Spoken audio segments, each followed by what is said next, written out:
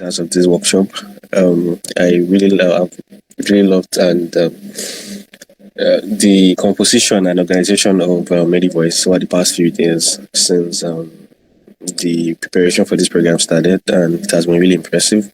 I want to say this as someone who has written several essay competitions myself, and I've won quite some over the years. I find this workshop to be more pertinent now, given the fact that we have a lot of issues in the country, and then we need people who are very smart and intelligent to come up with solutions. And then there are several competitions out there. Even while pitching out your ideas, you are also earning yourself some very, very cool cash. So everyone have different intention for writing essays, and this is quite impressive. I also want to welcome our guest speakers. Gideon, thank you for joining us. Abiodun Promise, thank you for joining us this morning. The student panelists from FUMSA outside, my very good friend Nyolua, thank you for joining us. It means a lot to have you guys around, and I know that this workshop promises to be very interactive and impactful, and so thank you everyone. And I also like to commend the effort of Madam EIC of MediVoice. So she has been on my neck, calling, texting. Thank you so much for inviting us and inviting the entirety of FUMSA to this event. It means a lot to us. So thank you everyone. I wish it was a great session. Yeah.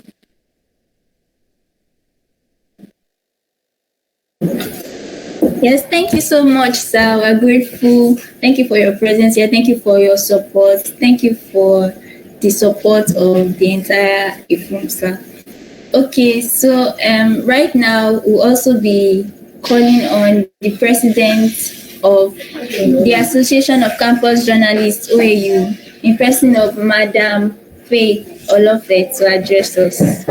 Thank you. Good morning, everybody. Can anybody hear me? Yes, ma'am, we can hear you. Good morning, ma'am. All right. Sorry, my name is Alofe, actually. Oh, my apologies. But thank you very much. All right. Good morning to everyone. I would like to appreciate MediVoice for organizing this workshop. I mean, it's a good time coming at a time where we have different essay competition now in the country, like Mr. President just said. And MediVoice is one of our very good news agencies on campus. I mean, they are one of the very, very active news agencies. So I really appreciate them for setting this up. And I'm very sure that all our speakers and the panelists that have been invited to speak here have snippets, a lot of things to give us on this call. And I assure you that they have come with their A games to teach us on how to write a compelling essay. And I'm very sure that we'll learn one or two things, we'll learn things, and we'll relearn things. Yeah. Thank you very much for inviting me to take the welcome address. And I appreciate our EIC. She's a very good leader and a good one at what she does. Thank you very much. Yes, thank you so much, man. I really appreciate you. Thank you for being with us here today. Thank you. So right now, we would like to welcome our guest speakers to this program. We are grateful for accepting our invitation, and this workshop is coming at the time that is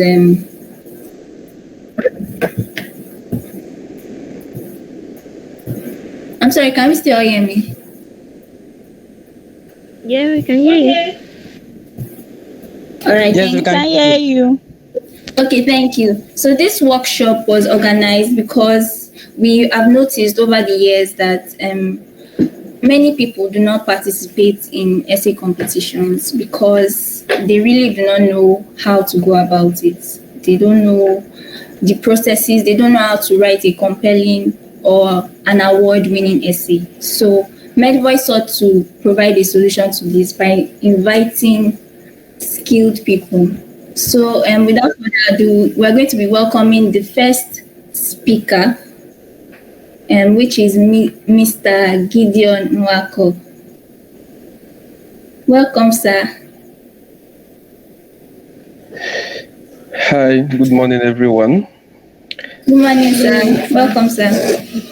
All right, thank you so much for having me here. I'm very, very grateful to the organizers of the program. And yeah, I'm actually excited, and I hope that we're able to gain something from the few minutes I'm going to spend with us. All right. So I'm going to talk to us about just a few things on essay writing. Hello, hope you can hear me. Hello? Yes, we can hear you. We can hear you. Yeah. All right. Yeah. So just as a brief background, so I started to write essays when I was in third year, the University of Nigeria, Soka, and for approximately 1 year, I was writing. I participated in about 11 essay competitions, and I didn't win any one. I'm sure you know how depressing that can be. Yeah. So I then decided to sit down and find out what exactly was wrong, what was I getting wrong, and where was I missing it, because I don't believe so much in the idea of village people. I know that there's no village people following anybody. So when I did that, I then realized that, you see, for you to write compelling essays, when Somi was doing the introduction, she said you need to learn how to write award-winning essays. I would say that you should focus on learning how to write great essays, because when you write great essays, they will win awards. If your focus is on how to win awards, you might skew your essay towards the direction of like emotionally you are just attached to getting an award, right? But if you're writing your essay because you want to be a great essayist, then you will just come to understand that there's a lot of diligence required in writing a very good essay. So that was the first thing I learned from my experience, that as simple as essay writing sounds, it's not very simple, especially when you want to write excellent essays that would definitely win awards. So to that, I'm going to say that there are three things essay writing one is actually testing in you as a participant. Every essay competition you enter or you decide to participate in is testing three things basically. It's testing your ability to think critically, your ability to analyze properly. All essay writing competitions also test your ability to communicate effectively. Yes, you see, it's one thing to have ideas in your head. It's another thing to be able to bring those ideas to life, to bring them to limelight, be able to put them on paper in a way that is logical, in a way that is coherent, in a way that is very clear. So bear in mind that these are the core competencies or the core skills that all essay writing competitions want to test in you: the ability to think, communicate, and to organize your thoughts in a very clear, coherent, and logical manner. Now, I want you to imagine that you are applying for a job, and there are about 3,000 other applicants who are applying for the same position. And at the end of the day, one person is going to get the job. Now, how would you approach your application differently in order for you to get a space? Like, what would you do to distinguish yourself from the other applicants? That's the same way you should approach essay writing. I'll tell you from my experience, there are times I finish writing an essay and I would just sit down, read it, and imagine myself as the judge. How many persons are likely to think in this direction? Like, oh, for example, if I say unemployment crisis in Nigeria, the average person's thoughts will be government should provide the job as the solution. So these are the things you look at. That what is the general thought pattern of people around?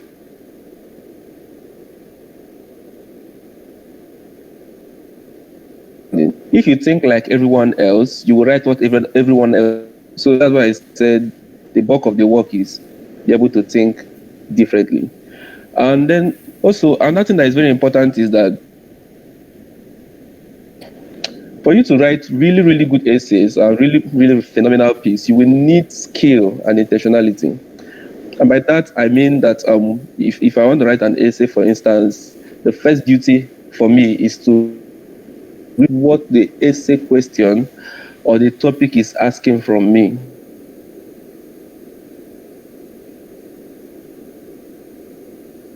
They sit on Google and to collect all the random ideas I've seen on Google, put it together and think they have written a very good essay, and then they are wondering why they are not winning. You see, I as a rule, I take out like sometimes 2 days, or even 1 week to just think about the essay writing topic or the question, and the moment I'm able to understand it, wow, it's at that point I can be able to do a proper brainstorming, do an outline before I even go to the internet to start looking for some other information that can fit into what I want to write. Now, this is another very important point I want to make. In 2002, I think it was 2002, yeah, that there was this research around human attention span. And that actually, for me, is mind-blowing as a writer. Recognizing that human attention span has been dropping over the years. From 2002, they said it was 15 seconds, but now it's 8 seconds, less than that of a goldfish.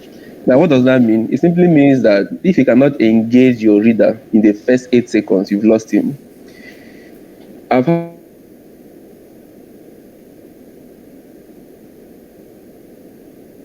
a lot of essays to review within a very short time frame. If I'm reading essay for like at least I was good enough to read some essays up to 5 minutes or some less than that. Activating, it's not interesting.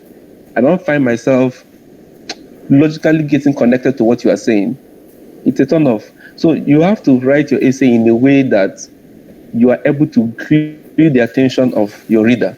Because the truth is, every judge has their own criteria for rating your essay. But your whole intention is to write in a way that glues the mind of the judge, that the judge begins to fall in your direction. All essays might be good, but not all essays are great.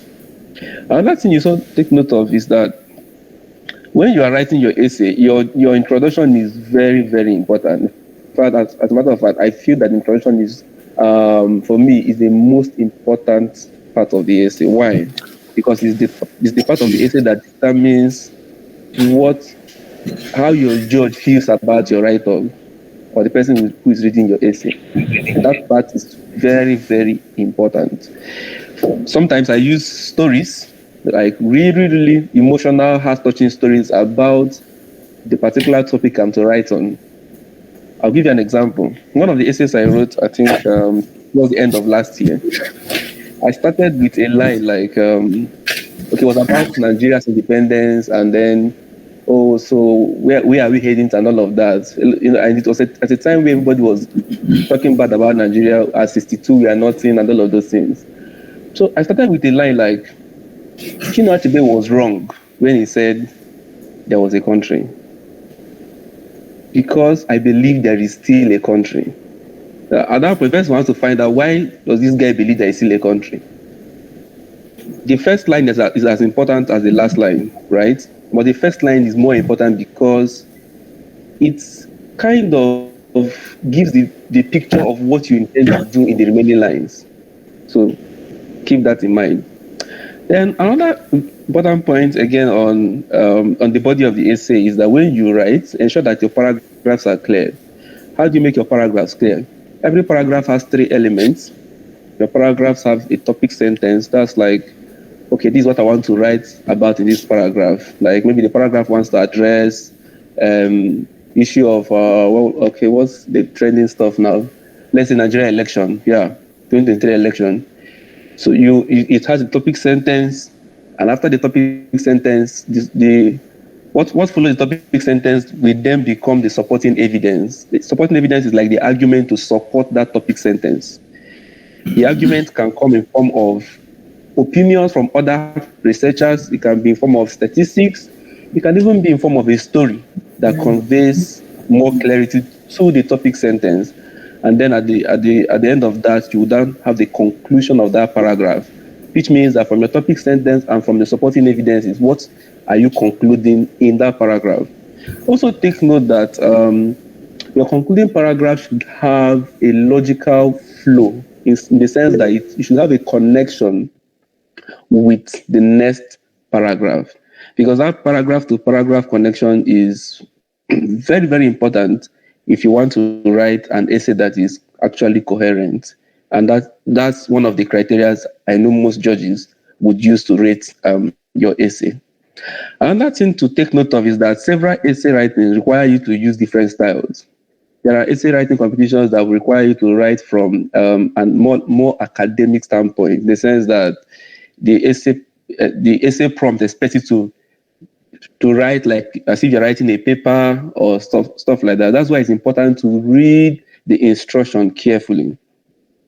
If I see an essay that is telling me, write maybe an essay of 2,000 words, excluding bibliography and all of those things, I already know that they expect me to have references. They expect me to write like a proper paper or something.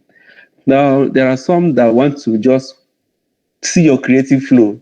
They are not really interested in whether you are actually citing anybody, or just want to see how creative you can be. But for me, I usually advise people that from the essay prompt, you'll be able to understand what they want from you. However, when you become more skillful, it's advisable to do a mix of the two. How? I prefer to do what is called stylish writing, in the sense that, okay, even if it's an essay that looks like a technical paper, or you're writing a proper academic paper, you can still infuse some aspects of creativity here and there. Okay, so you can actually infuse some aspect of some elements of creativity here and there in form of stories. It could be in form of figurative expressions that really bring home your idea and really show that you are a creative genius. Yeah, it's very, very important, because that actually makes your essay to look very beautiful. So another important thing I feel you should take note of is that you should follow the rules first, but you can actually break the rules when you have sufficiently understood the rules. I did an essay competition sometime last year, and I wrote an essay. Ordinarily, I knew that they wanted a proper academic paper, like reference and all those things. But I just decided as a way of being different. But take note, I said something. When you have understood the rules sufficiently, you can begin breaking the rules. So I decided on my own, I was going to just allow my creative juice flow. And I wrote that essay. I didn't necessarily cite anybody. I just more like a freestyle. But at the end of the day, it was one of the essays that won. So it's very important to take note of that. Then when you are also using statistics, you should use them carefully and smartly. Don't just put too many statistics and they are not connected to any point. Let's say, for example, I've seen somebody essay that was trying to explain youth unemployment, and you just gather all the statistics you could find on the internet about unemployment and just dumped on the essay. And it's not like those statistics are actually explaining any clear points, right? So you should be careful when you are using statistics. If it becomes too much, it makes the essay to begin to lose its activeness. Yeah. Then another thing I think you should also do is to use jargons. Yes, but use it carefully. How? I did an essay competition, I think, it was the end of last year, that was for lawyers. So I had to read a lot about some of the terminologies that are used within the law field. They enable me express my thoughts in a way that looks like I'm a lawyer, right? So you have to understand the jargons that are used within that particular context you're writing from.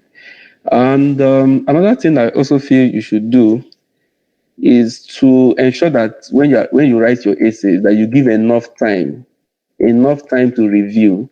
Some of us like writing our essays when it's close to the deadline. In fact, there are people that write their essays on the last day. Why you might be able to meet up and you are able to still submit your essay. The truth is that you might not give the best you would have given if you had given yourself at least 1 week or so to write that essay. I'm also a victim of this, but I'm gradually changing. So you should give yourself enough time to review. Don't ever make the mistake of submitting your first 3 drafts. What do I mean? Your first, second, and third draft is not good enough. Take note of that. It's not good enough, no matter how it is. I will give you an example. Go back to an assignment you submitted last week. Read it now. You'll see many mistakes. That's a very simple way to test what I'm saying. If you submitted an assignment last week, check it again. You will discover that you will see things that you will like, oh, how didn't I see this? Like if you were to write it again, it will come out more refined. So that's why it's good to give that time interval to enable you review your work over and over and over, because the goal is to get minimal errors, like if possible, 0 grammatical errors, 0 plagiarism, 0 what are all the errors? All of them, list all of them. Just the goal is to get this at the lowest possible level, because that's what will make you stand out. So what are the do's and don'ts? First, number 1 is don't plagiarize. We say this a lot and people still do it. Go to the internet. Now we have ChatGPT. Just go to ChatGPT, type the essay topic. I use ChatGPT to do assignment. I'm a student like you, so I know what that feels like. But let me tell you the truth. If I want to do something that will really be outstanding, ChatGPT will not be the best option. Hope I'm not exceeding my time. Please, somebody remind me once I'm going overboard. Okay, so yes, take your time to do your work. Avoid copy and paste. All of those things actually show that you're not serious. That's the honest truth. If I'm a reviewer, I would just throw it away. And that's thing people do frequently is trying to sound like the government. How do I mean? Let's say, for example, you're providing solutions to ASO strike. As it was one of the trending essay issues last year. You now start sounding like what the government opinion is going to say about ASO strike. It doesn't make sense. They want to hear your own thoughts. What the government is saying is already on the internet. So they want to hear what are the fresh ideas you are bringing to the table. I'll give you an example.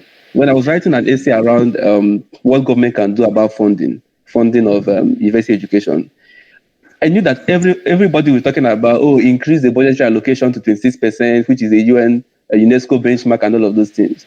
But I was thinking, how did the US, how did the Europeans, how do they fund their educational system? And I discovered that they fund the educational systems mostly from charity funds. That's how Harvard and some of these other Ivy League schools were built. So I had to come from that perspective. And I was one of the winners because why?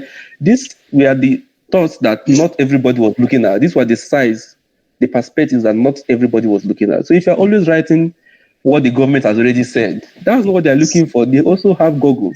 They check it and they see what government is saying. So you want to hear your fresh ideas.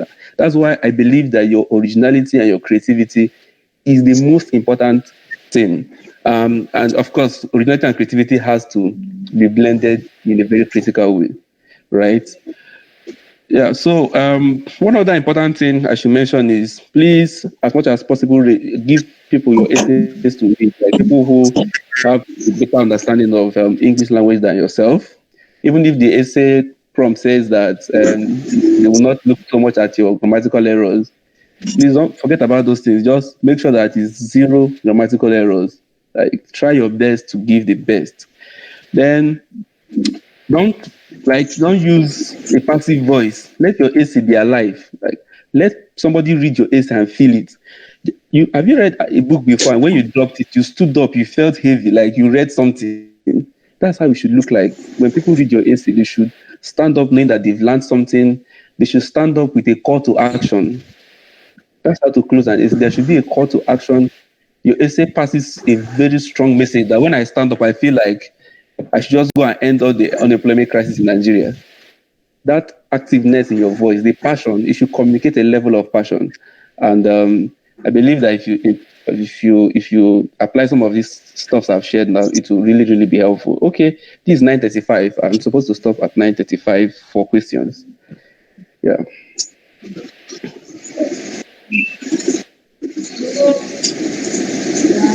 Hello, Tommy. Okay, I'm seeing a lot of persons' hands that are raised. Let's see. Wow. Okay, let me start from. Apologies if I did not pronounce your name well.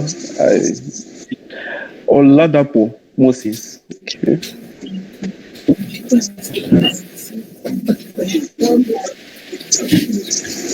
Hello, is Moses on the call? I'm seeing hands raised for questions. I'm trying to keep the time. Please, if you have questions, just 3 people be allowed to take questions. Okay, if Moses is not there, AJ. I'm seeing AJ. Okay, so just on mute once he calls you. But just good morning, Mr. Gideon. Yeah, good morning, AJ. Good morning, Mr. Yeah, you I mentioned that when you started, you participated in. You mentioned that when you started, you participated in 11 competitions and you didn't win any. So what was the, should I say, drastic realization, or what changed? What made you improve, or what happened? What did you discover? What? Okay. I hope you understand. Yeah, all right. So there were a lot of things I discovered. Let me just mention 3 things I discovered that I think was a game changer. The first thing I discovered was that I was approaching essay writing as a very this idea from secondary school that you used to write essay, doing your work, you wrote essays. Like, I was approaching it without the level of due diligence that was required to be excellent. That was the first thing. So I wasn't taking out my time to do my homework properly in terms of research, in terms of really brainstorming, and ensuring that logical flow from paragraph to paragraph, ensuring that my paragraphs are well written, and actually ensuring that there's this level of creativity and originality attached to the essay. And then another game changer, which I forgot to mention, is that I sat down and read a lot of analysis. It helps a lot. There was a time I participated in an essay competition where I had to read 60 past winners essays, like 60 of them, digest it, understand what the essay, what the essay organizers are looking for before I went into the writing process. Yeah, I think that was a game changer. Thank you. All right, Prince. Hello, Prince.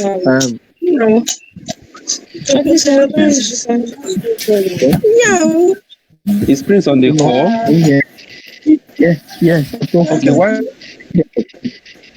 I am very weak. Hello, Prince, I can hear you. Hello? Yeah. Okay. My question was similar to the previous question before, but now I want to ask, like, Okay, I think he's having issues with his network. Okay. Is there an opportunity to get some of your past essays digested by us?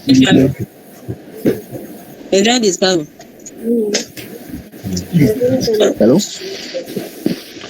Okay, yeah. So I can hear you. I heard your question. So actually, okay. I have a compilation of my past essays that is in a book. I wrote a book about essay writing in 2021. So that's where I have most of the compilation of my past essays I've won. So it's actually available on seller.co. Maybe I will share the link on the chat box. Yeah, you can easily access it from there. Okay, thank you. Yeah. Latif Lawal. Apologies if I didn't pronounce the name. Yeah, correct. Good morning, Gideon. Yeah, good morning. Hello, good morning. Good morning, sir. I can hear you. Okay. My question is it ideal to give your essay to someone to preview before you submit it? Like, is it good? Okay, so personally, even until now, before I submit an essay, I have a third eye. You know why the third eye is important? Sometimes you have an emotional attachment to your essay. You feel that your ideas are so great. But if you have a good third eye who looks at it and tells you that, bro, I don't think this is making sense. Yeah, you might feel bad, but he's telling you the truth. So, but if you're the only person who reads your essay, like the first judge should be that third eye. It could be a friend who you know that is really smart and that will be honest enough to give you. You know, there are some friends that if you ask them to read your essay, they want you to feel good. They'll be like, wow, like you blew my mind. You know those kind of people you need. You need people that are critical, that can tell you the truth that, guy, this is not making sense. Remove this one, remove this, add this. Or people that can even help you to spot some of the grammatical errors you are not seeing. When you read it, imagine when you read your work and you come back to it tomorrow, you begin to see certain either repetitions or things that you actually skipped. So the third eye who has not read that essay before is in a better position to see those things you yourself cannot see. So I advise you to give, or not just to give it to any random person, people that you really trust that will give you good sense of judgment and critical review. Yeah. Okay, thank you very much. Thank you very much. Welcome. Do we have any other questions? Please won't be able to take any more questions. We still have the speaker. Yeah, I think I can drop my, if anybody has questions, they can still reach me on WhatsApp. So maybe I'll drop my details with Somi. Yeah, because I also have to meet up with a hackathon. So much, sir. Yeah. Thank you so much, sir. We're really grateful. Thank you for taking the time to be here. We learned a lot, and I'll definitely drop his details on the group. For those of us on this group, you can connect with him and every other thing. So we're moving now to the second session. Mr. Gideon, thank you once again. And thank our you. speaker Wish you the best. Yeah, thank you very much, sir. So our speaker is here already. That's Mr. Promise Abiodun. He'll be giving us the judge's perspective of things. And during Mr. Gideon's session, they mentioned some things that he noticed even when he served as a judge. Promise will also be majorly focusing on, okay, what are the things they've noticed? He has judged essays over the years. He has judged various competitions, even debate competition. What has he noticed over the years? What are the sterling qualities of award-winning essays and every other thing you need to know? So, Mr. Promise, you can unmute now and take us in the section. Thank you very much.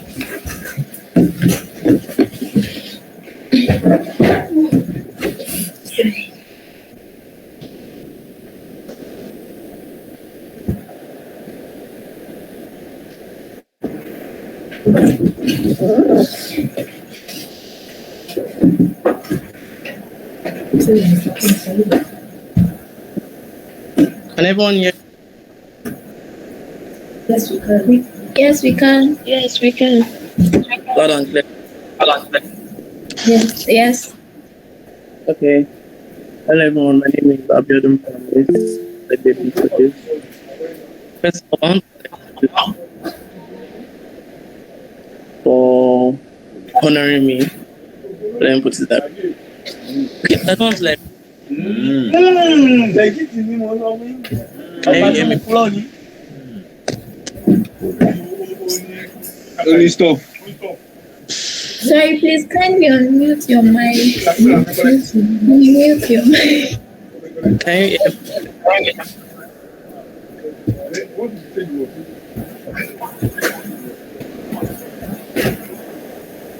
Hello. Yes, I can hear you. I can hear you. So I'll just proceed.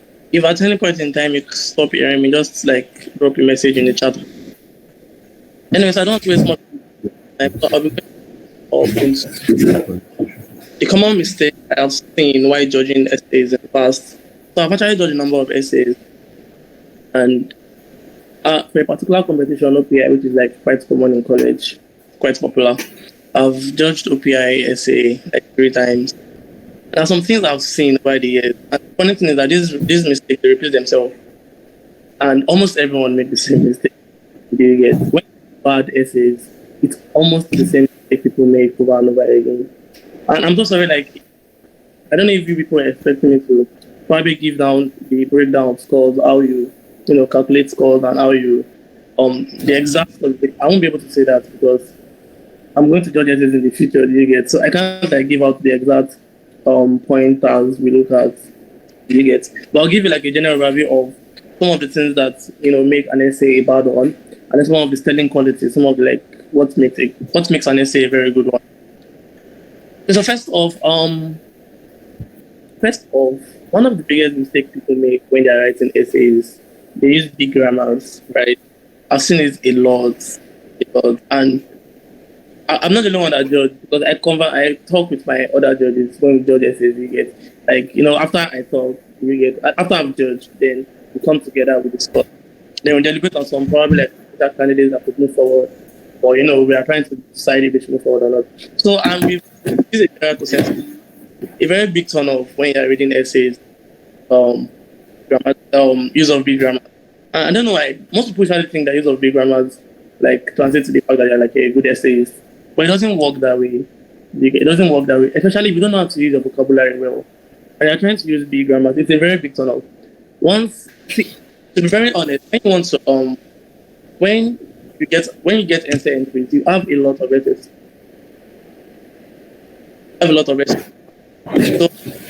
So sometimes just open one of the essay entries, and then you do a scan through.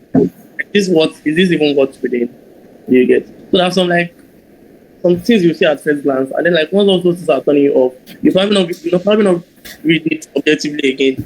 You get, because you're already seeing point that telling that this essay is very terrible. And then we got what I'm trying to say. So I would say people should avoid people that are going to write essay in the paper, they should avoid using big grammar when they're writing, unless you know how to use your diction well. If you know how to use it well, it can make your essay really sweet. But if you don't know how to use simple English, you get, because grammar is not what to use an essay. You just use simple English and then you are cool. So the next point I have here, originality.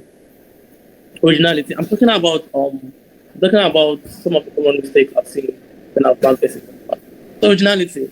Now most essay entries that they are usually not original ideas. And Mr. Gideon mentioned some of these things. He was talking about how most people go to Google, they just go to Google, search on Google, and the general ideas, they bring it out. The funny thing is that I'm marking over 100 entries, right? Almost everyone else is also doing the same thing. What you search for is also what they will search for. And most of you most likely get the same results from Google. So it is almost expected that by the time you pen down these ideas, everyone will have the same thing. If I'm reading the same thing, you need that the mark where you're writing.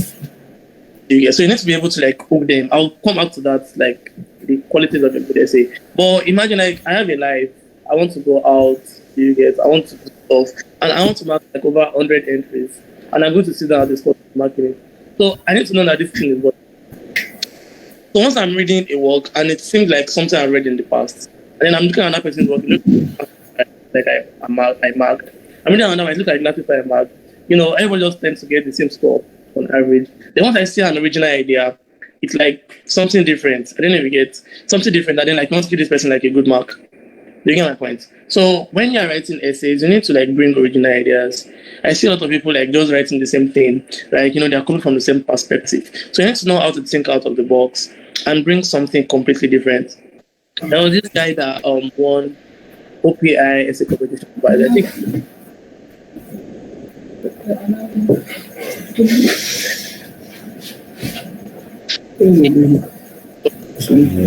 it's back.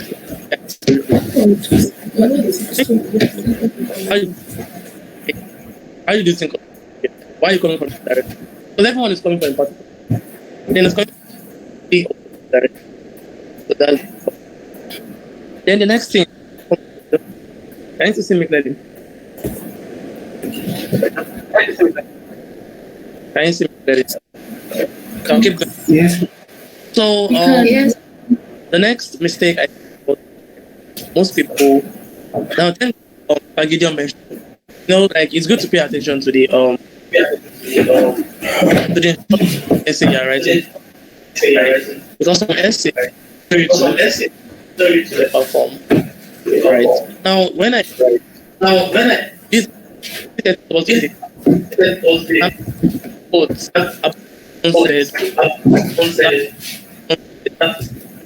once said idea. That's what I'm getting. It makes it seem you are only past. And, but you read something, writing, it's, We can't hear him clearly at all. Can you hear me?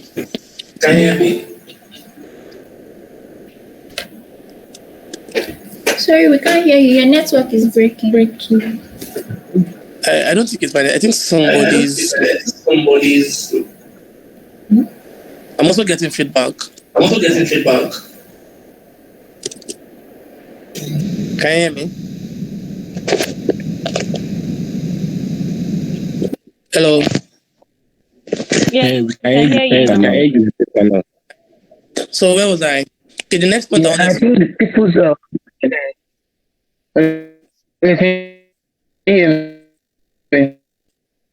I can't hear Daniel clearly. His network is broken, so I'll just move on because of time. So the next point I want to I think the problem is that other people. I can't hear you very well, Daniel. Let me move on. The next Please mistake promise, if you don't mind, can you hear me? Yeah, I can hear you now. Yeah, please, if you don't mind, can you start from the second one? That is, we can't hear you from that second part at all. We can't really hear anything from that part. Okay, I have limited. I will just mention the points and then move to the next point. So I said, if you are writing a creative essay, most of the essays I've marked are creative essays. They are not essays that require you to do bibliography, that is, give references, right? So if you're writing creative essays, avoid quoting and quoting. I've seen essays where people just keep quoting Abraham Lincoln, they keep quoting George Bush, they keep quoting people. It's a big turn off. It shows that you don't have original ideas of your own, and are just picking off of what people have said in the past. So when you see a lot of quotes in an essay, they turn off because, like, I'm not seeing your own points. I'm only seeing what you're bringing from other people's quotes. So the next one is cliche idioms. Now, I know this may not be a big deal for some in the past. It's a big deal. Like, you're writing an essay and then you're saying something like, he let the cat out of the bag. He kicked the bucket. It suggests mediocre writing. It suggests, like, you're not expanding your vocabulary. Do you get? So you need to avoid using cliche idioms. Like, it happens a lot. A lot of people just keep writing and then, like, they'll just, I'm reading something good and then just somebody puts in one very cliche idiom and I'm like, oh, why? Though it's not like a big negative marking for the person, but at the same time, just try to avoid it. It helps. And then the next thing is assumption. A lot of writers make this a lot. What do I mean by assumption? I'll explain. Now, I'm reading a book, I'm reading an essay entry, and then someone is saying, just like the Holy Book said, and then they start quoting something from the scriptures, or not even quoting. They'll just like make an assumption that I know the story already. They'll be like, remember the story of Jesus Christ when he did this and this, that. And I'm like, fam, I don't even know who the fuck Jesus Christ is. Do you get? So when you're writing essays, don't make assumptions. Don't assume your judge know anything. Assume your judge doesn't know how to speak English. That's all. He understands grammar. I didn't even get. So don't assume he knows historical events. Don't assume he knows a story that is popular. Do you get? Don't assume he knows something that happened in the past. Don't assume he knows of any assassin, whatever. Like, if you're going to use it as an example, state the story yourself. Don't assume. So that's a big error on people's part. And the last one I have here for mistakes people make when they write essays, before I go to the sterling qualities of a good essay. So fiction in essay. Now, this can be a very controversial topic because some of the essay entries I've marked in the past, most of them are actually like you writing about something creative, not a story kind of essay. Do you get? But people that write story have also passed this essay entries. They've passed this essay competition. How? Now, what I would say is that stories in essay can be a very good booster for you. At the same time, it can be something that marks you down greatly if you don't know how to use it, right? Now, the problem is that some people are not good storytellers. Some people are very terrible storytellers, and they are very good essayists. They know how to write general like essays and stuff, but they're trying to put in stories in between. They start putting stories in between, and these stories look so lackadaisical. These stories they're not giving. The stories are not giving. Do you get my point? So when you put in stories and fictions in your work, and you're not a good storyteller, it tends to bring down your mark. But if you're a very great storyteller and you can manage to use that power of storytelling and emotion, like you're trying to communicate emotion to your reader, it can be big booster of your work. So what I would say is that if you're not a good storyteller, if you're not a good writer of stories, of fiction, just avoid it altogether. Just avoid it altogether. I'm going to give an example. There was this girl that won in 2021. Yeah, in 2021, she won I think she had second or third position. I can't remember her name again. She actually told a story, right? And then in the third edition, she wrote a straight up essay, and she did not do well because she's a better storyteller than a creative writer. You get my point? So that's all I have for. I'll just read through it again. So use of big grammars, then originality in your works, quoting and unquoting of research papers, and using Google search results. Then cliche idioms, avoid cliche idioms. Don't assume your judge knows what you're talking about. So assumption, avoid assumption. Then last one is fiction in essay or storytelling in essay. Now, what are the qualities of a good essays? My time is up already, so I'll just brush through this. Now, first off, Mr. Gideon said this, and I'm going to reiterate it again. Like I said before, I'm marking hundreds of entries, right? And I don't have time in my hands. It can get boring sometimes. I'm not even going to lie. It can get boring, marking papers upon papers upon papers. So I don't have time to sit down. I want to read. I want to know that this thing worth reading. So what's usually most of the people have won essay competitions I've judged in the past, they usually have very, very great intro. They usually have very, very, that great hook from the beginning. Like, I read it and I'm like, oh my, what is this person saying? I want to know what this person is saying. Even for debate competitions, people that have very great intro, they usually tend to go well. Because once they catch attention from the beginning, you want to listen. Do you get? If you write an essay and the first paragraph, I'm not getting anything from it. It's not hooking me. Do you get to read more? We are not bringing that originality in. There's a very high tendency that even if the body is great, I'm already disinterested and I will not see your essay for what it is. Do you get? Now, there's usually bias, personal bias when people are marking essay, and you have to expect it because everyone is different. That's why you always have multiple judge for one essay and everybody comes together to agree, right? There's always personal bias. Your essay may be great in the body and towards the end, but from the beginning, if someone is turned off, most people, and I've spoken to other judges about this, if you are turned off from the beginning, there's a very high probability that you won't see the essay for what it is. You won't see all those telling points in the body of the essay. Because from the beginning, you already formed this idea that, this essay is a terrible one. Do you get? So when you're writing your essay, you need to have a very great intro. You just need three things. You need to have a very great intro. Number two, you need to be very original. And number three, you need to have a very great outro. I'm sorry I'm using intro and outro. So I'll explain these points. I've already explained having a good intro. Now, originality, I mentioned this before. See, honestly, you don't need much to win. You just need having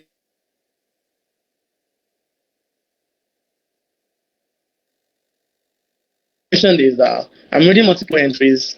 I'm reading the same thing over and over and over. I'm reading people writing the same stories, picking the same points from Google.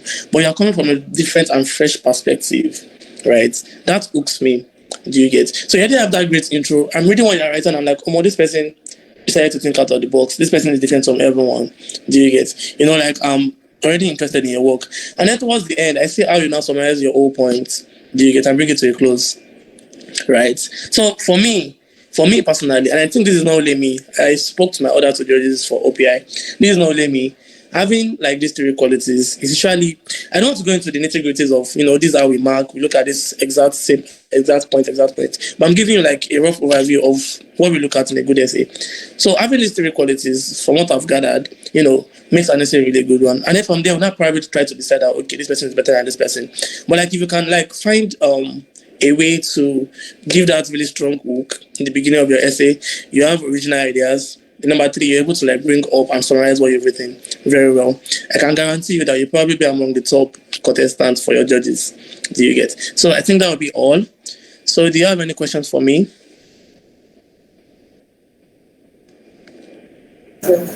I'm so sorry, we won't be taking questions for this session now. We'll be taking the questions later because of time, but for now, we're going to start the panel session. So thank you so much. Thank you very much for having me. Thank you so much. Thank you so much. Thank you so much, Promise. That was a very enlightening session, and I learned a lot. I've always wondered personally, what do judges see when they look into our essays? It's one thing to be a judge, looking at something from the viewpoint of a judge, and another thing looking at something from the viewpoint of the person writing it. Sometimes you write something, you think so wow, but someone else has to judge it from a very neutral perspective. So thank you for that session. And because of our time, we won't take questions now. So please, if you can just hang in there, if you have questions, you can type them in the chat box. But the question will be coming after the panel session. So the much awaited panel session is starting right about now, and our panelists are all available. I think I can see them here. So what we'll do first of all is please, can you unmute yourself and just speak as I call you, talking about the panelists now. Let me start from Oladimeji Afiz. Are you here? Please unmute and just say hi, introduce yourself. Please, are you here? Hi, everyone. Good morning. I am Afiz Oladimeji, and it is a great pleasure to be here with everyone. Yeah, thank you so much, Afiz. Ini, are you here? Joshua, Inyola, are you here? Hello, good morning, everyone. I hope you're doing all right. Thank you very much for having me. Yeah, thank you so much. Bello Hussein Aduto. Aduto, are you on this call? Please, can you unmute and greet everybody? Hello, everyone. Good morning. My name is Bello Hussein Aduto from the University of Ilorin. Okay, thank you very much. Our lady, Miss Oluwafela Damilola, are you on this call? Can you unmute?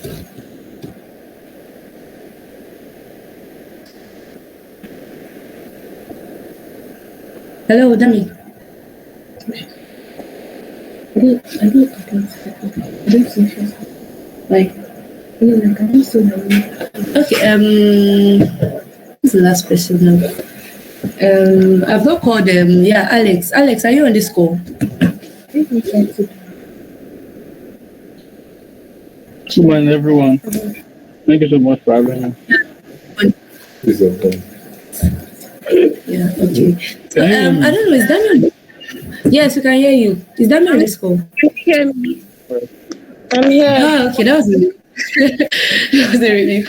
Thank you so much. So, I don't know if anyone was checking through the profiles of these speakers. In fact, it was really challenging for me. And while during the selection process, I wanted to bring people with varying perspectives. And then we have our student panelists, they are from different schools. We have people from OAU here, Ifumsa, Obafemi Awolowo University. We have two panelists from University of Ibadan, UIMSC, and we have one panelist from Ilorin. Right about now, I also noticed something before I go into the questions, because the panel session is going to be a question and answer format where I'll be sharing some common questions that probably have gone through your mind if you've ever applied for an essay competition, or if you felt intimidated for a particular reason. Maybe you didn't understand something in the guideline and you felt like, I don't want to, you didn't apply. So I also, just to give a brief overview of our speakers, Inia is a celebrity in a sense of it when it comes to the essay writing world. She has won up to about 13 essay competitions. We have Adoto, our wonderful, in fact, his profile is really, really interesting. He's a medical student and a student journalist. He's a student journalist. He writes for The Punch, he writes for The Cable Nigeria. It's a form of competitive writing. So, and he also won a recent NIMSA essay competition. We have Alex too, another essay writing celebrity. He has won several competitions. Afiz and Dami. Dami won a competition in, I think, 2020 or 2021, winning about $500,000 naira. It was a really big competition. So I'll go into the first question now. I hope we'll be able to get that. These people have various perspectives. And if you have questions along the way, please try to type them in. It's easier for us to do it that way, because speaking or muting, it has a way of interfering with our network. So I'll go to the first question. Pardon me. The first question here is, Can you give us a brief overview of your journey into essay writing? So I'll just, when I call your name, just unmute and summarize your essay. How's your journey been? When did you start? How has it just been for you? So I'll start with Ini. In no particular order. Ini, please can you unmute and tell us how your journey has been?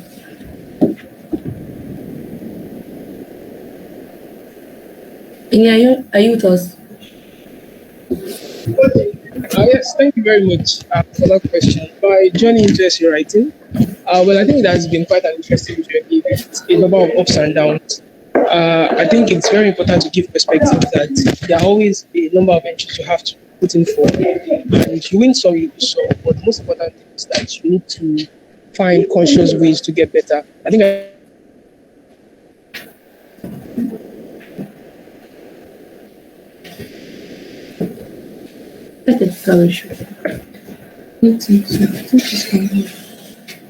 remember the first essay I wrote, and then I showed it to someone that was much better at writing than me work. Yeah. So, and then, had to put in the work and improve. And I think it's very interesting how far I've come and how much more there is to come. Thank you. Okay, thank you very much. Dami, please, can you tell us how your journey has been? Just very briefly. Okay, thank you very much for that question. So I started out 2020 basically, and yes, so many people feel like, okay, how did you start your journey to essay writing once and then you won it at a one-time try? But then I feel God really blessed me with the gift of men. Starting out, I had a mentor who was a pro in essay writing, and it was the one that actually put me through how to go about it. And yes, tenacity was a basic thing for me. I was very, very dedicated to doing it very right, doing the research very right. And since I won that essay in 2020, it has been a major inspiration and a major push to do more. So thank you. That's how I started. Thank you very much, Dami. Adoto, can you tell us how your journey has been? Okay, my journey into essay writing. My journey into essay writing started 2021, 2020. So I used to freelance. The money there was surer than in an essay competition where you don't know whether you will win or not. But then I had a group of friends that are reliable essay writers, award winners in their right. So they nudged me into writing, and I wrote. I won, and then it felt good. And they said one good turn deserves another. So I came back again and again, and here I am. Thank you. Okay, thank you very much. Thank you. Alex, please, can you tell us how your journey has been? Yeah, thank you so much. My journey into essay writing started as far back as when I was in latest actually. So I was just suddenly called to come represent my school in an essay competition, and then I did well. And yeah, so that was where the confidence came. But I didn't apply. I didn't even know about undergraduate essay competitions until I entered on the level. So the very first one I applied for, just like Dami said, I think it really helped me because I had a lot of people around me who were, inclined towards writing.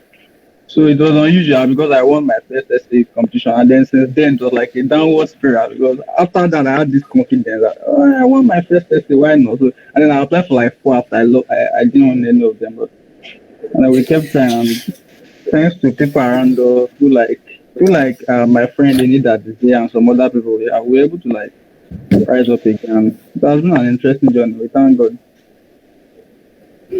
Thank you very much. So am I meeting anybody, right? Yeah. Afiz, yeah. Sorry, I forgot Afiz. Please, can you meet and tell us how your journey has been? Yeah. So my journey into essay writing started in 2019. A friend of mine in UI sent a link to the NIMASA essay competition to me to apply. Just sent the link to me. I feel I apply, me with chop on you. And then I was having inconsistencies at the time.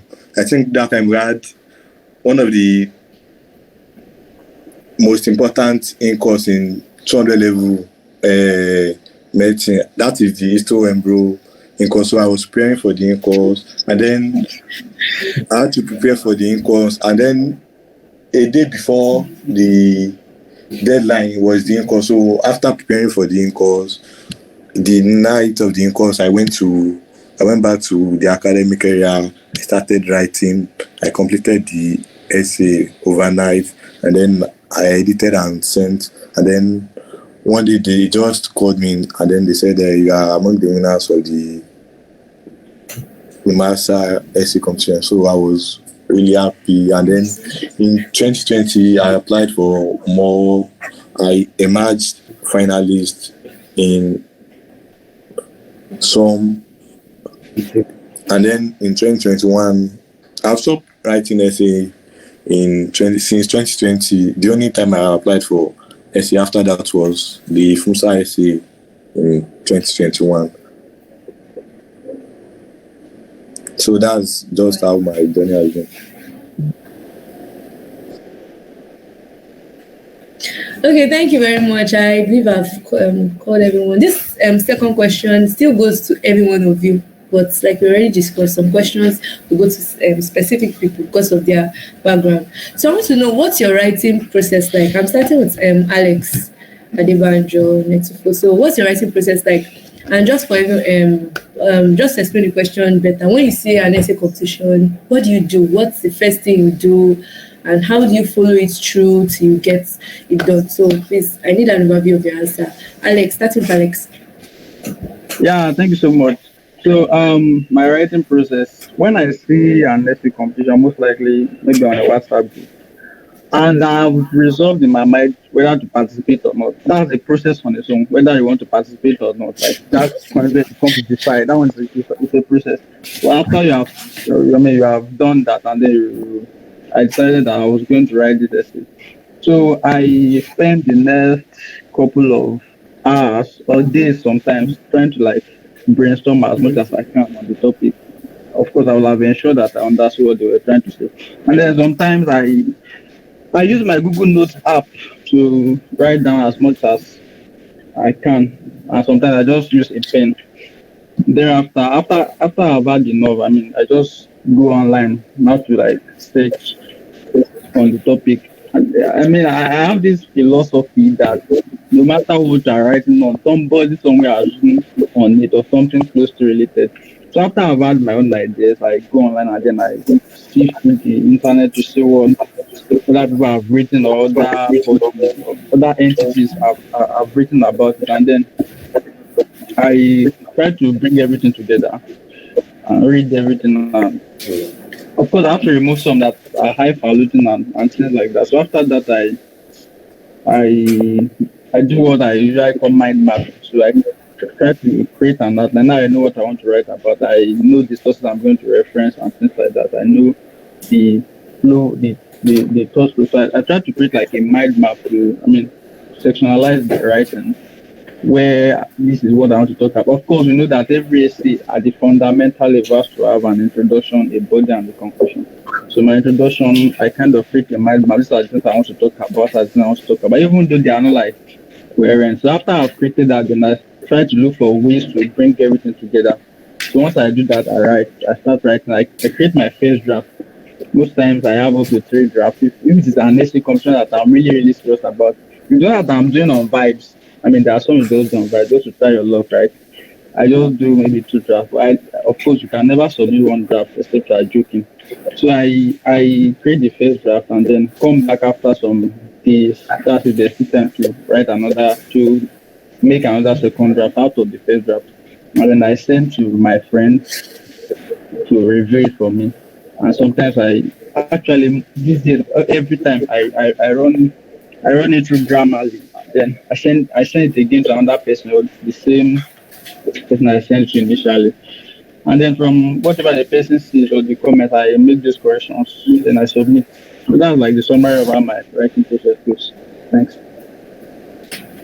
Okay, thank you very much, Alex. I gained a thing or two. I think you said something like you can never have just one draft, except you are joking. So going to do the ones that just write essay, bro, and submit it. Well, there's not always it doesn't always happen like magic. It requires a lot of persistence, consistency, checking through, diligence in one word.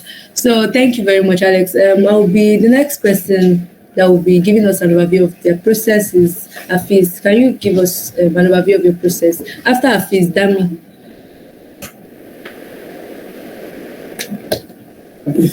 Hafiz, are you with us? Yeah. So once I decide to participate in an essay competition, the first thing I do is to try to break down the concepts and then to start thinking about the various concepts and how I can link them together, to try to think from the perspective of the person who is going to judge. So I try to brainstorm on the topic for a few days or a few weeks, depending on the timeline.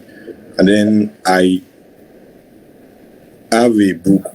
So in this book, I write my little thoughts on the topic, and then after compiling everything together, I start making my research. I check Google for things. I check the past entries, the past winning entries for the competitions, and then I sometimes talk to my friends to ask for their perspective of the topic and what they think it entails. So after this, I try to work on my first draft. After doing enough research, so from the first draft, I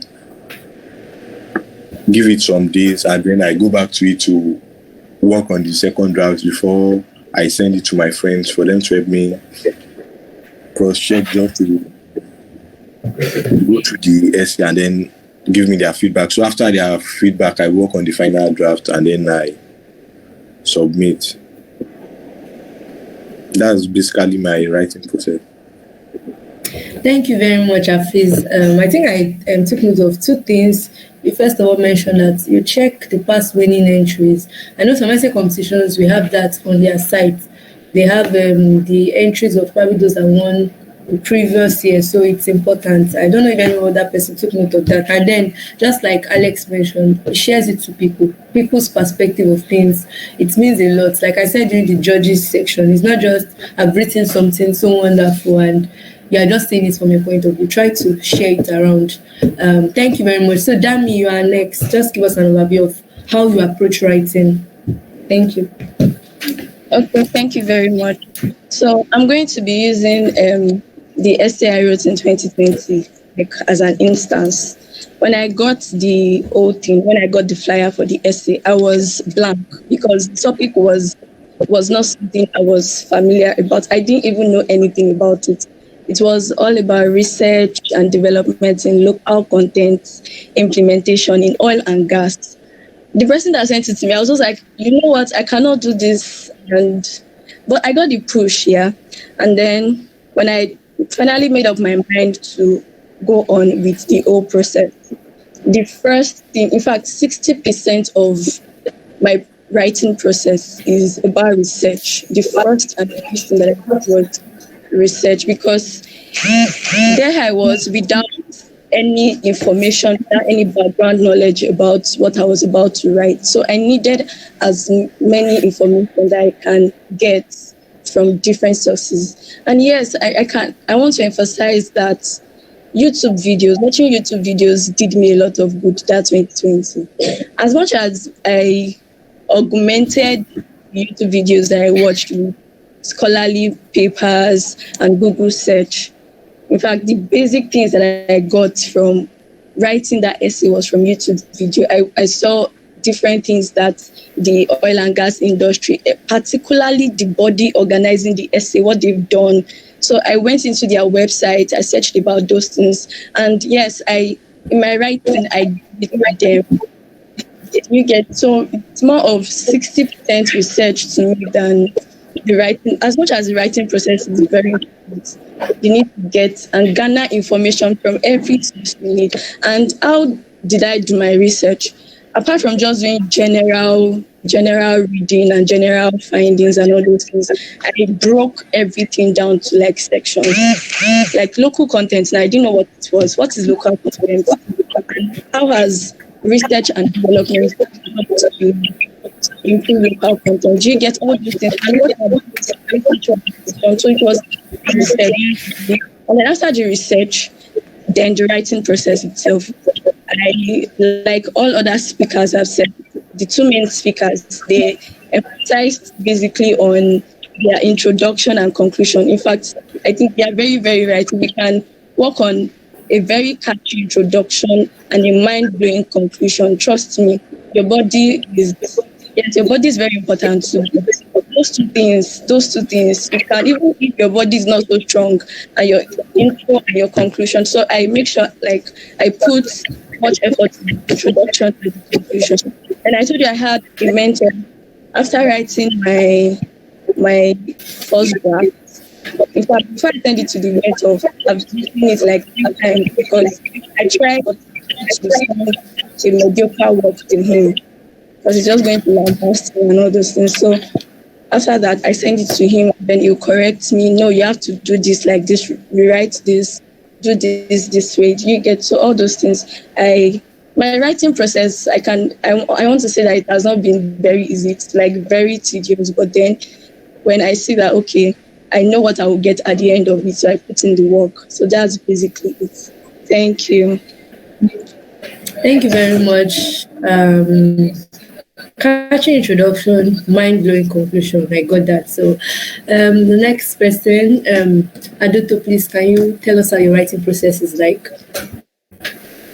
Okay, thank you. Whenever I see an essay competition that comes my way, so the first thing I look at is, am I interested in writing for this? Okay, does the essay topic or theme really identify with the theme or the topic? So if the answer is yes, then I'll go back to the next step, which is to brainstorm about the topic. What about this topic or theme interests me? So that will be the first visit of my first stage of my writing. I'll try to narrow it down to the specifics of the essay that I identify with and try to write on that pedestal. Because if I don't have any connection with it, it's going to make my writing tedious, boring, and my reader or my judge will feel it eventually. So I try to get that step out of the way. Then once I've gotten that, done my brainstorming, go to my word processor or my notes to make an outline, the introduction, the body, and the conclusion. These are just the outline. Then I allocate word counts to each of these sections. Let's say it's a theta.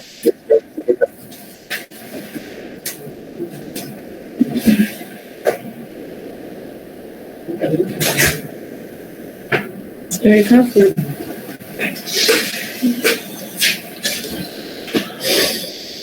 Hello, are you with us? That body will focus on the main points of the essay. Then the remaining 50% will be shared on the pros and the cons of the topic, maybe a counterpoint to whatever I'm going to present as my own perspective to the essay. Then after allocating, the essence of allocating word count is not to measure on minus, so that I hit the topic as it should be hit, so that I'll not be giving history that are not particularly relevant and then just make up the word space without presenting anything of value to my reader. Then I go online to make my research. My research is, I usually use Google Scholar or PubMed because I write more of medical or health-related essays. So I use these two databases for my research. When I'm going to the main Google, I try to restrict my my search to PDFs. I'll just put the title, my search query, and write 5 tab : PDF to restrict my search to PDF content. That way I'll have more informed content, I suppose, than ordinary blog posts that are basically summaries. So once I've gotten my, I compile that literature, the materials I've gotten online from my research and from my brainstorm sessions, then I will use it to make my outline. But then, although I appreciate the essence of having a strong introduction and conclusion, I don't start with either of the two. I start with the body of my essay. That way, I would have written the whole, getting my message ready, and find a way to ease in with the introduction and ease out with the conclusion. Then, once I'm done, I give it some time, go through it to fact check what I've written. Is it in order? What are my sentences? I hope they are not, there's no run through the punctuation, the spelling. Then I fix in my references, send it out to my colleagues for review, and sometimes I print it out for the proofreading and listen to it for the editing, to test for the flow and then the coherence of my arguments. Once that is done, I'll just send it out to colleagues and acquaintances to review. And once they have the feedback, if necessary, I make adjustments, run it through, turn it in for plagiarism, and then submit. So that's basically my process. Thank you. Oh, that's a lot. I want to be well following. And there's just someone made a comment here. He said, can you please quickly help remake the points on how you allocate word counts? We couldn't hear that part. There was a bit of a network issue there. So please, how you allocate word count? Okay, so most essays have a specified word count, and for me not to major on the minors, to hit the topic where to talk more on the topic rather than giving a background, I try to allocate word counts to the body of my essay. So the introduction will take maximum of 10%, the conclusion will take 5 to 10%, and the body will take 80%. So within this body, from the 80%, we'll have 40-40, right? If I divide it into 50% each. So that 50% of that 80% that I allocate to the body will focus on the main message that I want to pass with my content. And then the remaining 40 will go for the counter, like the pros and the cons of whatever I'm proposing. Okay, so I guess someone will support my position and someone will try to oppose it. So I predict those counter positions ahead and then counter them in my own way. Then for the 50% that I allocate to the body, I try to outline at least 50 points to outline at least 5 points to support my argument, and then use that 50% to outline them and present them effectively. I hope this has answered the question. Yeah, thank you very, very much. So I think I've not called Ini. Ini, please, can you also give us a rundown of your writing process?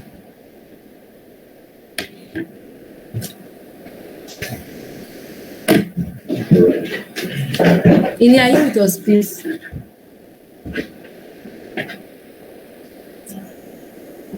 Ini?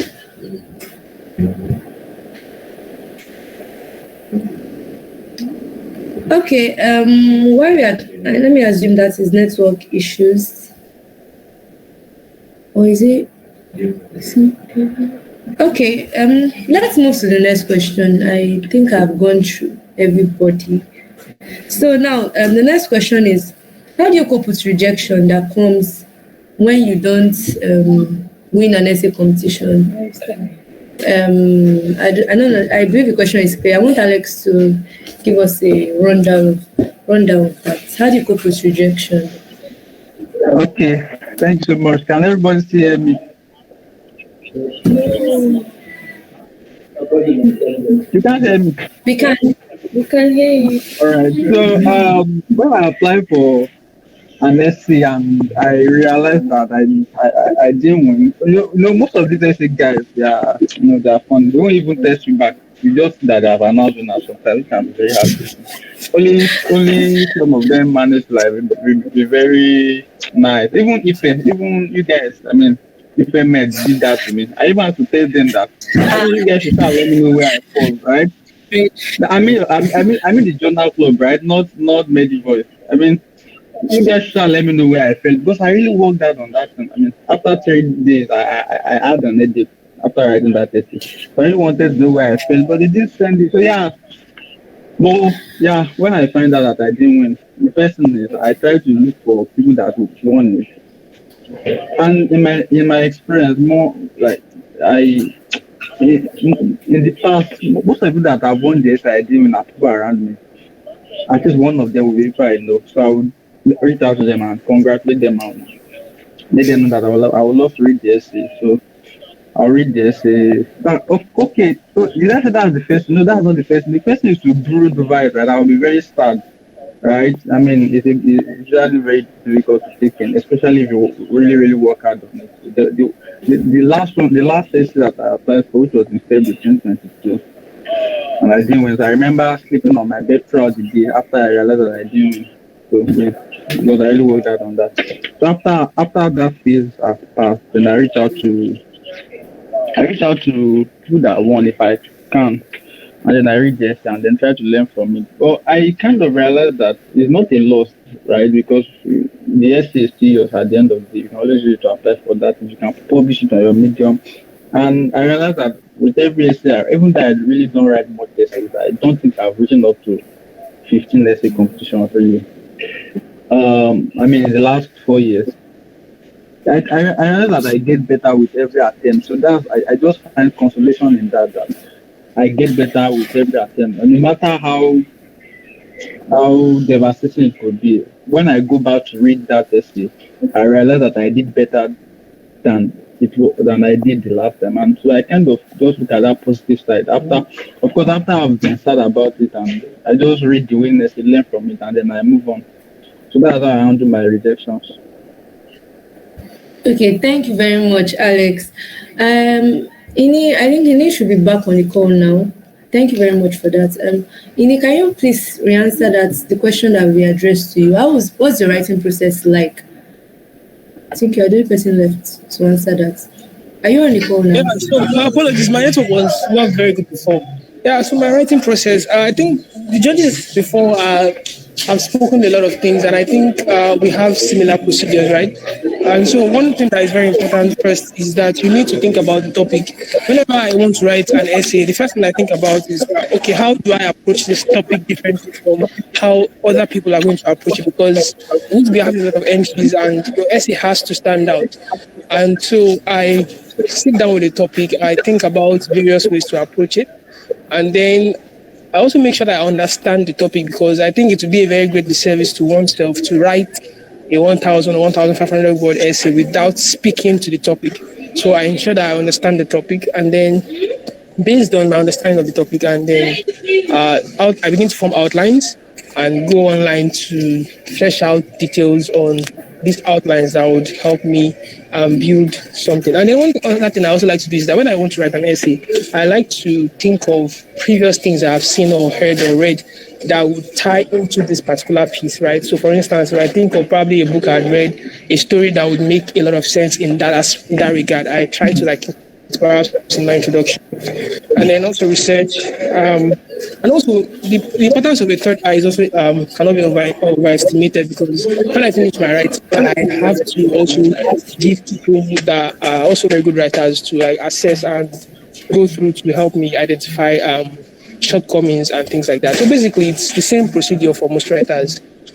Starting well with a very good introduction, making sure your body is superb, and closing off with a very fantastic conclusion. Yeah, thank you very much. Thank you very much. Thank you, Ini. So this next question goes to Afiz. First of all, is there a criteria used to decide an essay to apply for? I think Alex, you will also answer this question. Alex mentioned something that the process of even deciding an essay to apply for it's a process of its own, because you can't just apply for everything. Aduto also mentioned that. So Afiz wants to answer this, and Alex, you answer. Is there a criteria you use to decide the essay you apply for, and what kind of essays should first-timers apply for, or should you apply for as a first-timers? What kinds of essays? Are you saying that question is for me? You answer after Afiz answers. So both questions are for both of you. All right. Please wait. Afiz, are you on this call, please? Yeah, so for first timers, I think they can apply for any essay competition really. It just depends on the willingness to do the research, to put in the work. So if they feel it is something they can write and something they can do, so they can just go ahead And then regarding the selection process I use, I have some essay competitions that I have heard of that I admire, and then I would love to be part of the winner. So essay competitions like this, I'm always interested in writing them. And then the monetary reward too. If it is something that is worthwhile, no essay that is paying 10K for the first position, 10,000 naira. So if that is worthwhile, I think it is something I can easily put in for. And then if there is time to, considering the fact that we are in medical school and then we don't really have time, we are always writing exam at one time or the other. So it depends on the timeline. If I see that it is something that I'm interested in, if the monetary reward is worth it too, basically. Okay, thank you. Alex, can you say something about this too? Thank you so much. I think Hafiz has answered it really. For me, I look at 3 things when I want to write an essay. The first is the rewards. Maybe not always monetary, but I mean there are some essays that come with really good reward, travel, all those kind of things. I look at that too, and I decided to. I mean something that I really want. I mean, if it is something that is quite attractive, the reward is very attractive. That's settled. I mean, I would want to write it, but it doesn't end there. I have to look at the topic too. I mean, you know that some topics just come naturally to write. You don't have to struggle to be able to write them. And some you have to, you know yourself that you have to be able to do a lot of research. I have to say that one of the things that make an outstanding is being able to write on the wide area of topics. So what I said is not like an excuse to say that, oh, there are sometimes I can't write on it. An outstanding essay should be able to write on almost all the topics given. I just like one of our speakers said about having to write about a legal essay competition despite not being in that field, right? So yes, but given the various circumstances, maybe time and things like that, there are just some that come naturally to you, the ones that are very easy for you to like just research about. There are some topics you see, you already know where to go for your sources, right? For instance, one of our panelists mentioned PubMed. So as a medical student who is maybe a volunteer in all these global health, so when you see a topic on global health, you already know where to, you already know your sources, you don't even have to struggle. You probably already have essays, millions of them that are written maybe on blogs and everything. So you know that one comes naturally easy for you, right? And then, so when you have considered the reward, when I have considered the reward and the topic, and then I try to see if the time I have is able to like accommodate that kind of work, and then I finally, when I started writing, I used to consider the competitiveness too. So that time I try as much as possible to stay away from international competitions, because they are always extremely competitive. So I was using the local competitions to build my capacity for the international competitions. And so I've applied for 2 international competitions right now. I've been able to like come top in one of them out of the 2. So I think for first time as well, I'm not saying you should restrict yourself, but if you feel like you are not really, because you could, for instance, the Queen's Commonwealth competition gets thousands, as much as I think maybe 5,000 or there, about maybe from Africa alone in a year. So if you feel like, oh, you are not really ready for this, you might want to like focus on the national competitions or the ones in your environment and stuff like that. But at the same time, if you are so motivated and what's the word now? You are very convinced that you can. I mean, there are some people that are like that, and it's a very good trade. You can start, but for first timers, I would recommend that you factor in the competitiveness, especially if you are more concerned about winning and getting rewards. Consider the level of competitiveness of the essay too. So those are the 4 things I consider. Even though I no longer consider competitiveness now to apply for essay right now, because I feel like I've attained some level of proficiency that makes me competitive. Thanks. Yeah, thank you very much for that. So this next question goes to Adoto. Then the question after to Ini. I'll state both of them at once. Then Adoto, please, you start. So the question for Adoto is, what is referencing? You mentioned referencing your essays. I don't know if anyone here has that question. What is referencing? And can you just give an overview of how to reference in academic related essays? Then the question for Ini is, when writing essays, what sources are best considered for information? There are a lot of sources you can use online. I'm talking about, for instance, for referencing, both for getting your information and then for references. What sources? There are millions of pages on Google that might give those results. I don't know if you get the question. So, Adoto, please, you can help us with an overview of what is referencing, when to use references, how to use references. Thank you. Okay. Referencing is giving credit for contents or items that you include in your essay that are not yours. Let's say an idea, a picture, a graph, data, or what have you. Things that did not emanate from your creativity, ideas that are not yours, statistics, values, codes that are not yours.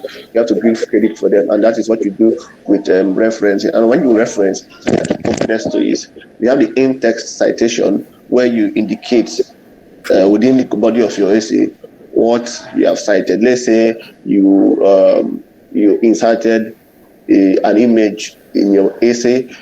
You have to that you didn't take yourself, so you have to give an image source. So the caption, the reference that goes to that caption is a citation, so it is in text. And then let's say a journal or a news publication or a book, so I have to indicate it within the text where I included that idea or content that is not mine. Then at the end of the essay, you have a reference list or a bibliography that you now include the full citation of what you have, the full reference of what you have got of the item that you cited inside. Let's say I'm writing an essay that I cited your idea, Miss Somi. So within the body of the essay, I can say Somi et al. 2023 if you are more than two. So, or if it's the Vancouver style, for instance, I can just use the number, your number, maybe 1 or 2, depending on how you appear within the referencing list. Then at the end of the essay, I will now have a full bibliography in which I will include your full name, your surname and the full name, and the others as initials, the title of your content that I used, the date, and the full details of the content rather. So that is the two components of referencing, the in-text citation and the end of text bibliography. So how I do it basically, then when I was not this experience, I used to do it manually.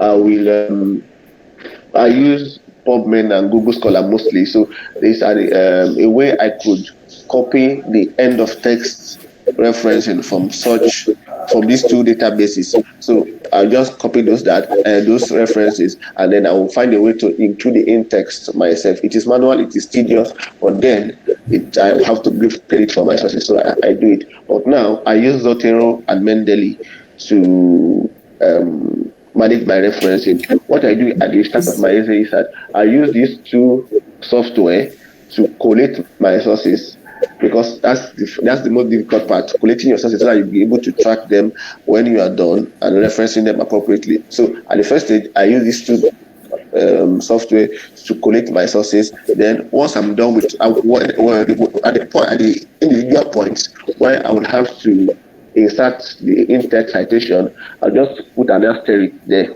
Also, when I'm done, I will connect to the internet. I will now use those references. I will now use the software to insert the references in the appropriate styles. So that's all for now. Thank you. Thank you very much. So, because of our time, please can we try to summarize our answers? Thank you.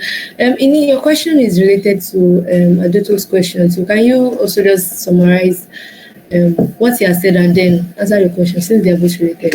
Thank you. After this, Dami, you'll be answering the next question. So, please stay close by. Ini? Yes, thank you very much. So for the sources for your essay, right, there are a wide range of resources you can use online, and you can First off, for academic essays, we can also get sources from articles, right? People do a lot of research, and then they write articles on subject matter. So, for instance, on PubMed, on Google Scholar, or ResearchGate, you find articles that speak to different topics, right? And those articles are often very informative and authoritative, and they could also help give you a very good grasp of the topic. Number two, official sites. I believe the official sites of essay organizers are a gold mine because they often give you insight into the inner workings of the organization, into the thought process of the organization organizing your essay and what they want. A lot of times, essay organizers would require some particular things from you. When you say a particular topic, what may strike you about the topic may not exactly be what is most important to your essay organizers, right? And just like I think was it Damilola that was talking about going to YouTube and finding videos on NCDMB? Yes, that is one of the things that that's one of the sources, right? Because using the organizer's site exposes you to how they think, it exposes you to what they want to hear many a times. So I believe that those sites are very important. Official sites also like the WHO are very important sources of data. The World Bank, very important sources of data.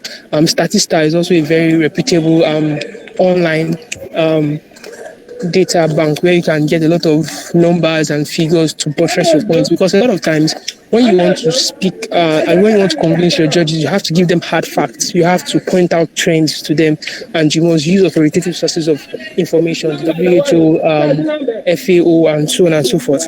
Another thing also is official communiques. If you're writing an essay that has you to discuss, for instance, a policy, it would be best you read the entire policy itself before you can criticize or propose or talk about how this policy will benefit. Say, for instance, now, I remember an essay I was asked to write about the Agenda 2063 in 2019. So now, that was the first time I was hearing about Agenda 2063. I'd never heard of it before. I'd heard of Millennium Goals, I'd heard of the SDGs, but never of Agenda 2063. So I had to go find those documents, understand exactly what they entail. So it is very important for you to always find out official communiques, official policy documents, because they help you to get a better grasp of what you're supposed to discuss. Newspapers to online, it's very easy to get newspapers, read about people's ideas and thoughts on topic. Books are very important. I often tell people that reading online newspapers or reading books help you develop very important skills as a writer, because number one, it helps you gather a very wide range of knowledge, and number two, it helps you develop your own unique writing skill, right? Because you take a lot of people's storytelling skills and how they write, and then you bring them together and form your own unique writing skill. But if you do not get exposed to different writings, it's very difficult for you to just develop one beautiful writing method out of the blues.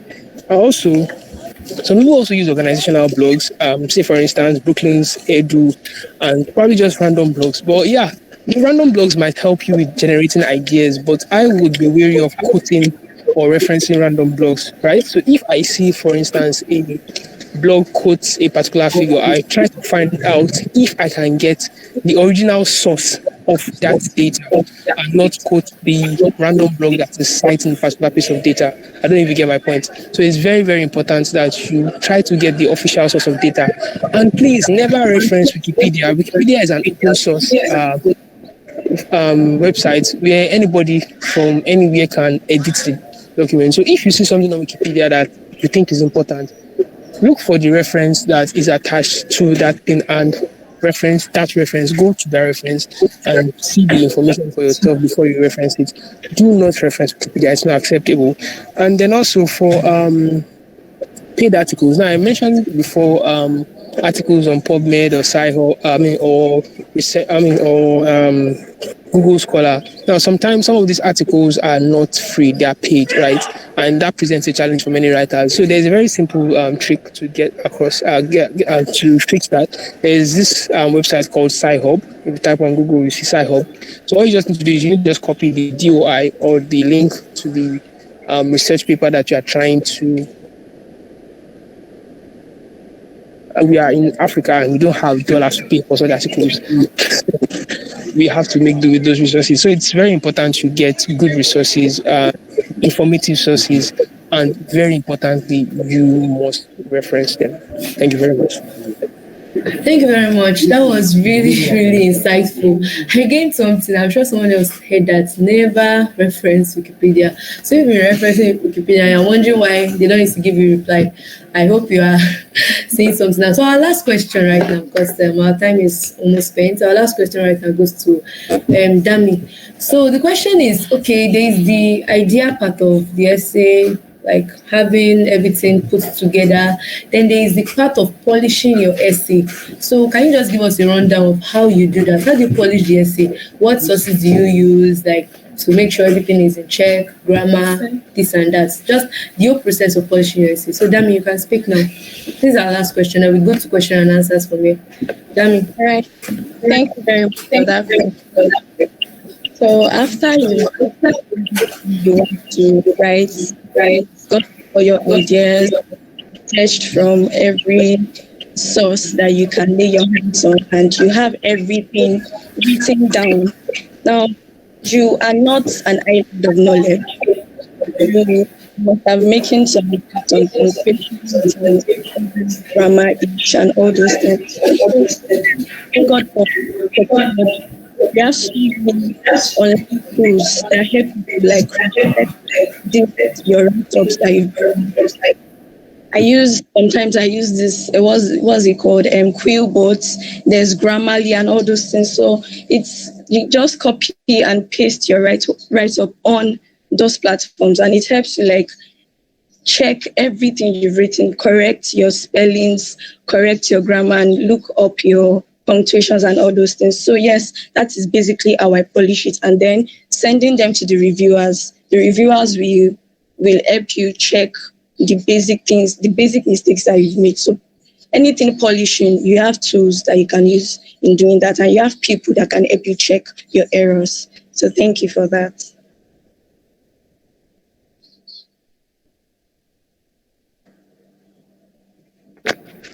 Sorry. Thank you very much, everyone. We've come to the end of this session, but we still have a few questions. Some people dropped along the way, and we'll be addressing them to those, to anyone that's any of our panelists. Sorry. So the first question here is, please, if you still have a question, just type it down. So the first question is, what's your advice to someone starting out? Okay, I think we've answered this during the course of the session. Your advice to someone starting out newly. And okay, what books do we read, videos or whatnot? We've answered that. Wow, I think we've answered that. So the second question is, how do we get access to previous winning essays? Okay, let me answer that. Does anyone have any question before I answer that? Does anyone have any question? Please, you can raise up your hand. Please, I want us to round up this after. So if there's no question. Okay, someone said, can you share those necessary tools? Can you share those necessary tools that the speaker just talked about? Okay, she mentioned Grammarly, she mentioned Quillbot, she mentioned she mentioned those two. And if there's any other thing, I think we'll compile it and try to send it to the group after that. So on the question here, let me check through that again.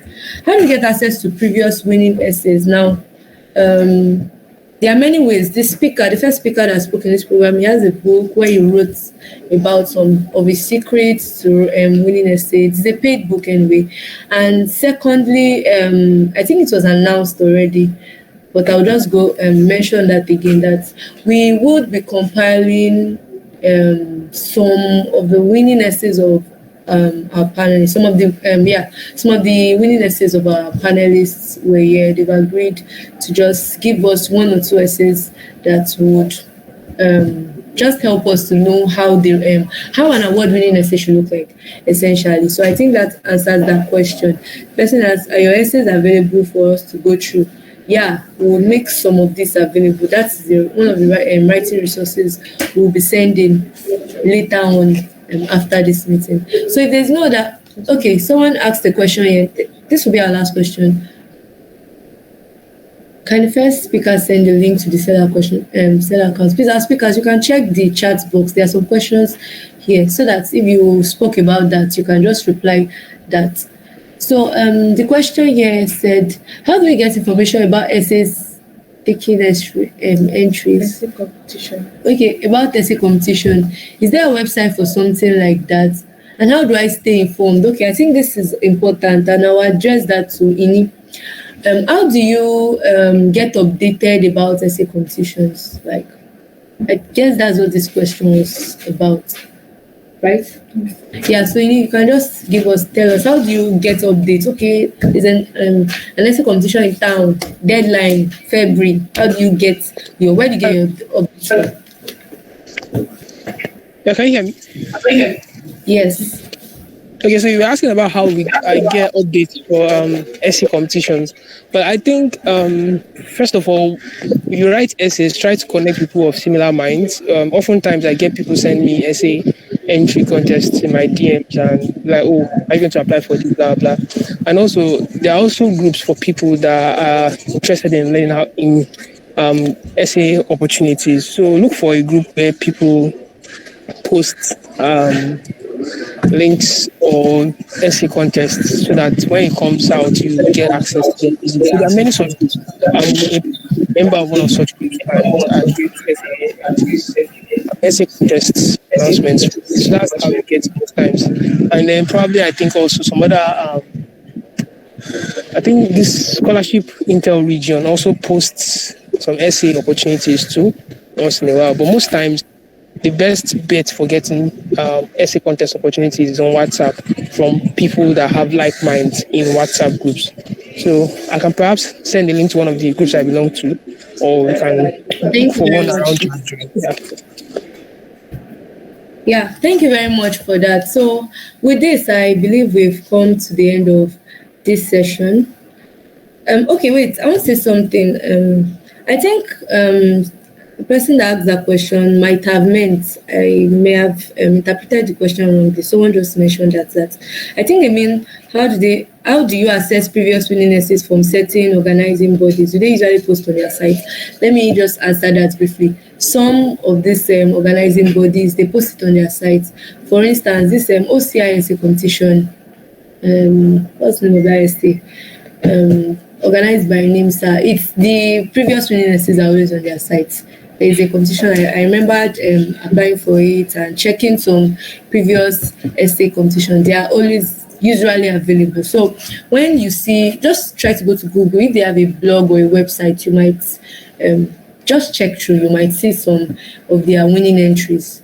I hope that answers the question. So I think our speakers should please just check the chat box. If there's anything, you can just take note of from there. So this has been a very, very interesting 2 hours, and we have come to this end of this session, to the end of this session. But before you leave this meeting, I just want to give a brief overview of what we did here today. So we had a first speaker that spoke on writing to win. He spoke on what makes competitive writing different, how to identify the right writing opportunities, and the do's and don'ts of a solid writing process. Then we had Mr. Promise. He spoke on essay contest, the judge's perspective of your story. It spoke about the common mistakes essay applicants make and the sterling qualities of award-winning essayists. We took a brief question and answer session. Then we moved to the panelist section where we've tried to go through so many things. And I believe everyone has learned something, one thing or the other. Personally, I learned a lot. And I believe if you, this information you've gotten here is enough for you to apply for your first essay if you haven't, or for your next essay. If you've been wondering, okay, maybe you've been applying for essays before and for some reasons you've just been wondering, why have I not been getting accepted, this and that. I believe with the information here today, you would be able to advance to your next competition. So just for the vote of thanks, my name is Somi. I'm the editor-in-chief of MediVoice News and Literary Club, Obafemi, Awolowo University, Ifumsa. This webinar was organized by MediVoice News and Literary Club of OAU Medical Students Association. And I just also want to let us know that we have a blog and we drop regular updates and content on it. You can, please, you can do that. So we have a blog where we drop regular updates. Sorry, please. I'm saying something. Please, my apologies. We are rounding up now. So we have a blog where we drop regular content, med school stuff, school-related stuff, and a variety of content, literary content, news content, even general content on various blogs. Then on the we mentioned that there was going to be a resource. Please, pardon me. Please, you guys. Please, we mentioned that there's going to be a resource, and that resource will be shared to those who joined this meeting and those who dropped their details. That's why we're reiterating attendance. So the resource is the essay, the winning essays from our students panelists here. They've agreed, and we are really grateful to them. Really, thank you so much for allowing us to use your essays for this purpose. They could make it paid or something. They just decided to give us that offer. Thank you so much. So they'll be giving us some of their award-winning essays for you to just have an idea of how it has been, and that will be available during the course of the week. We are still compiling some of them. And is there any other thing I'm forgetting, guys? Is there another thing? We'll communicate with you better via email and via that group. I can see the thank you. Thank you so much, everyone. Thank you for being present, for taking your time on a wonderful Saturday morning to join us for this call. Please, on the essays, some of us complained this morning that we did not, on the email, some of us complained this morning that we didn't see the email from us. Please, we'll try to update our BC list. It's most likely those that joined late. And try to check, if you check your inbox, you don't see the email from us. Please try to check your spam, check your promotions. It will come out in either of these. So with this, I think we are safe to end the meeting, right? You guys want to say hi to them? Please come over and say hi. So I'm not the only one here. We're all here physically on this call, joining with you. Thank you so much to our panelists. So the FUMSA president, thank you for joining this call. Association of Campus Journalists, the president, Madam Faith, thank you. To all our panelists from various schools, to all our to everyone on this call from various schools, thank you so much. Let me turn the camera again. Say hi. Thank you, everybody. Thank you so much. So I guess we can leave this call now. Our panelists, we'll see you in camera as you always do. Thank you. Bye-bye, everybody. Bye.